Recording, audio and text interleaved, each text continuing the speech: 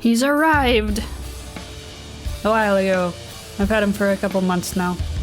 Today we visit the Kamen Rider franchise and take a look at... SH Figuarts Shinkocho Seiho Kamen Rider Den-O Sword Form and Gun Form. What a mouthful. Kamen Rider Den-O here was originally scheduled for release in April but was pushed out to May. It was a very popular pre-order and orders closed quickly and stayed closed until release. I managed to snag mine from CD Japan a few days after release.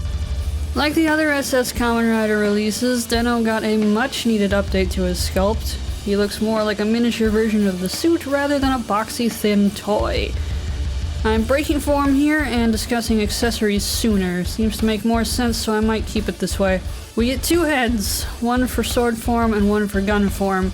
Each form also gets a chest piece, 2 thigh pieces, and a belt piece. He's also got a nice assortment of hands, the sword, gun, disassembled weapon parts, and 2 passports. Really nice for a retail release, though pretty expensive for a retail release.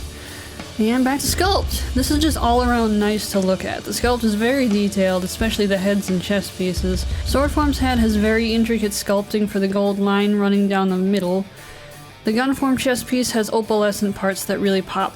The paint job is amazing as well. There's no flubs that I can see. The red and purple on the chests and thigh pieces are metallic. Some metallic red on the sword. The eyes are transparent red and purple on the heads.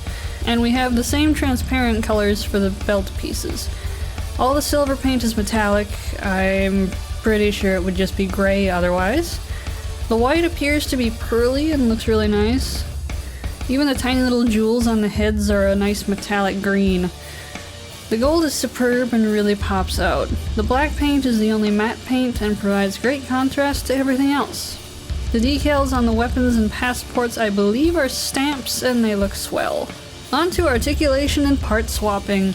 Using sword form here, and the same applies to gun form, we've got 360-degree rotation with the head. He can look up pretty far if you just push the neck forward a bit, and he can look down a decent bit too.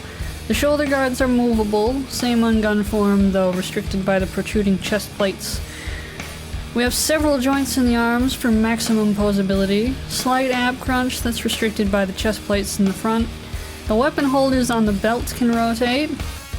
The leg joints give us a very wide range of movement, just like the arms.